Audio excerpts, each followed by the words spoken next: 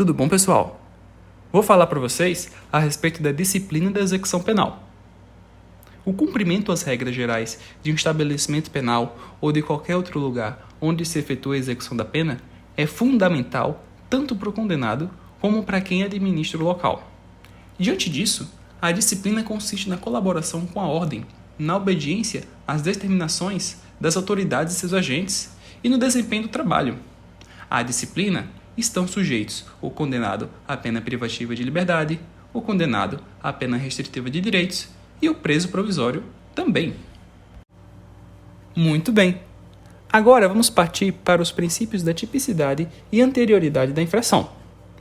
A Lei da Execução Penal, no artigo 45, expressamente preceitua que não haverá falta nem sanção disciplinar sem expressa e anterior previsão legal regulamentar.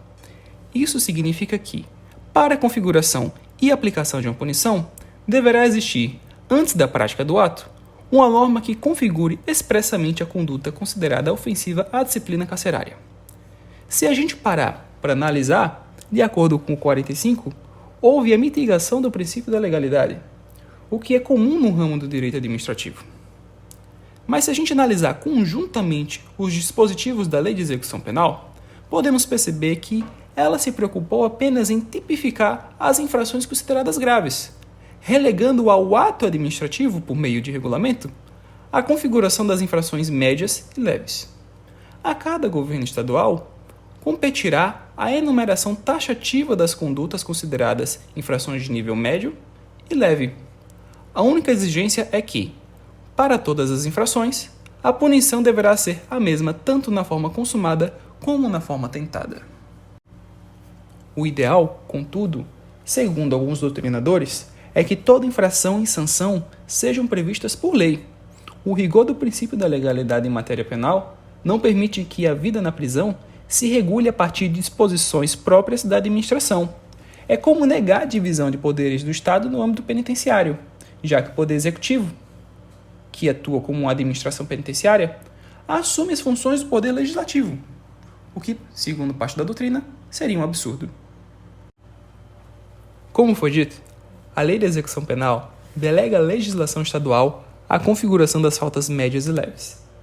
Como exemplo, posso trazer para vocês o Estado de Alagoas, que tipificou em seu regulamento do sistema penitenciário como faltas leves, dentre outras, a de adentrar em cela alheia sem autorização, apresentar-se indevidamente trajado e provocar perturbações com sons, ruídos ou vozeiros, lá no artigo 85.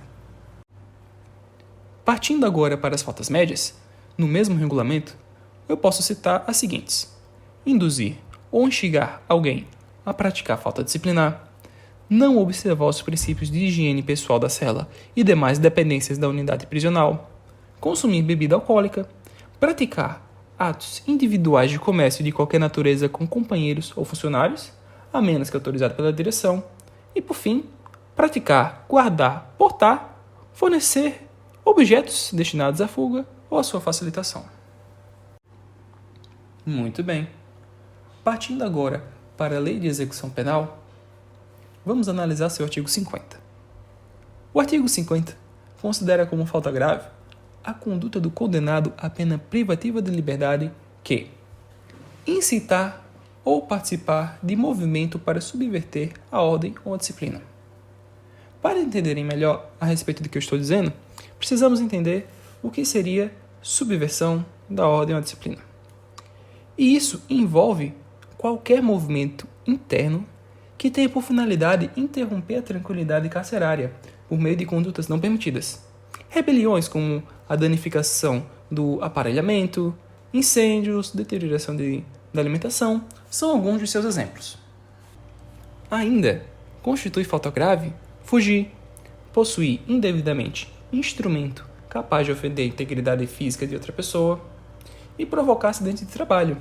Mas cabe ressaltar que essa última falta grave não se aplica ao preso provisório, porque a ele não se impõe o exercício da atividade laboral.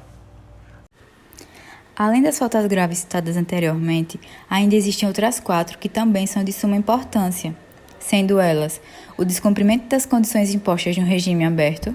Nesse caso, ao progredir do regime semiaberto para o aberto, o condenado ele demonstra merecimento fundado em sua capacidade de autodisciplina e que será constantemente comprovada com o cumprimento dessas condições que foram impostas no regime aberto e que foram indicadas pelo juiz de execução no momento da concessão.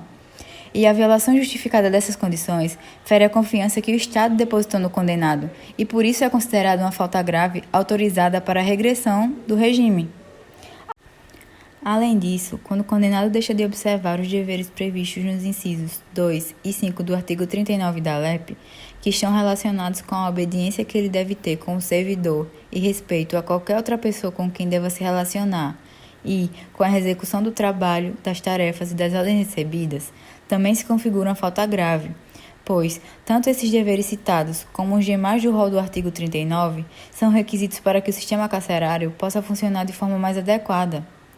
Assim como, quando o condenado tiver em sua posse, utilizar ou fornecer aparelho telefônico, de rádio ou similar que permita a comunicação com outros presos ou com o ambiente externo, ou quando ele se recusa a se submeter ao procedimento de identificação do perfil genético. E a consequência da prática dessas infrações é a aplicação de sanções disciplinares. Mas para que haja efetiva aplicação, é necessário que seja instaurado um procedimento no âmbito da administração do estabelecimento penal em que o preso se encontrar, com o foco em apurar a conduta e a eventual imposição de sanção, que pode ser feita pela autoridade administrativa ou, sendo ela de natureza grave, pelo juiz. E é importante que vocês saibam que não se pode impor nenhuma sanção disciplinar enquanto não houver a constatação do dolo ou da culpa do agente, para que assim seja atendido o princípio da culpabilidade. E quanto à finalidade da sanção, assim como na pena, é a de prevenção e, para alguns autores, a de retribuição. Por isso, nas relações administrativas, também é aplicado o princípio da individualização da pena, devendo ser devidamente identificado tanto o autor quanto suas respectivas condutas, para que assim não seja aplicada a sanção de forma injusta. E não posso esquecer de mencionar a vocês também que as sanções impostas aos presos não podem possuir caráter desumano ou colocar em risco a integridade física ou moral do recluso. Bom, diante disso, é importante destacar as espécies de sanções disciplinares que estão previstas no artigo 53 da LEP, sendo elas a advertência verbal, que são aplicadas nas infrações leves ou nas praticadas de forma culposa, a repreensão, que apesar de ser confundida com a advertência verbal, ela é aplicada por escrito, nos casos de reiteração de falta leve ou média. A suspensão ou a restrição de direitos, o isolamento na cela ou em um local adequado. Nesses casos, esse isolamento ele consiste na separação dos presos dos demais, em uma cela individual nos casos do regime fechado ou em uma cela preparada para isso, quando as acomodações do estabelecimento forem coletivas, como é o caso dos regimes semiaberto e aberto.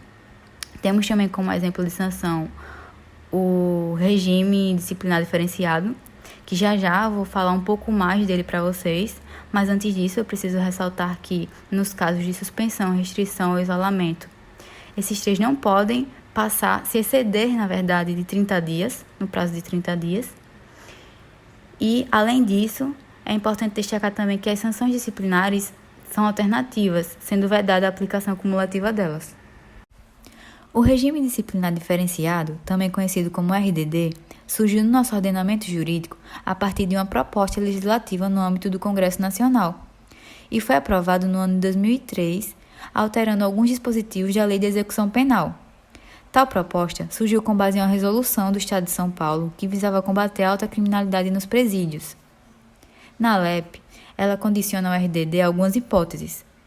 No artigo 52, ele afirma que a prática de fato previsto como crime doloso constitui falta grave e, quando ocasionar subversão da ordem ou disciplina interna, sujeitará o preso provisório ou condenado, nacional ou estrangeiro, sem prejuízo de sessão penal, ao regime disciplinar diferenciado e possui algumas características,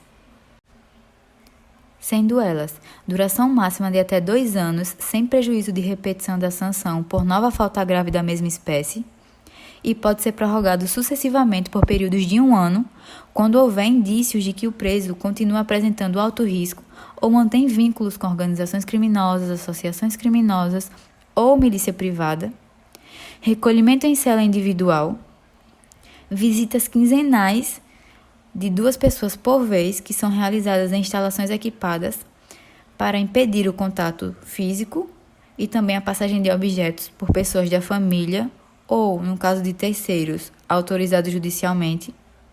E essas visitas possuem a duração de 2 horas. Em relação ao direito à saída da cela para tomar banho de sol, ele possui o período de 2 horas diárias, em grupos de até 4 presos que não sejam do mesmo grupo criminoso. Em relação às entrevistas, elas devem ser sempre monitoradas, salvo aquelas com o defensor público, mas que também devem ser realizadas em instalações privadas para impedir tanto o contato físico quanto a passagem de objetos, salvo quando houver uma expressa autorização judicial em contrário. O conteúdo das correspondências, eles passam a ser fiscalizados. A participação em audiências judiciais devem ser feitas preferencialmente por videoconferência, garantindo a participação do defensor no mesmo ambiente do preso. E, por fim, é importante que vocês saibam que nos 6 primeiros meses de RDD, o preso ele não pode receber visitas, apenas contato telefônico com pessoa da família, 2 vezes por mês, durante o período de 10 minutos por meio de um prévio agendamento.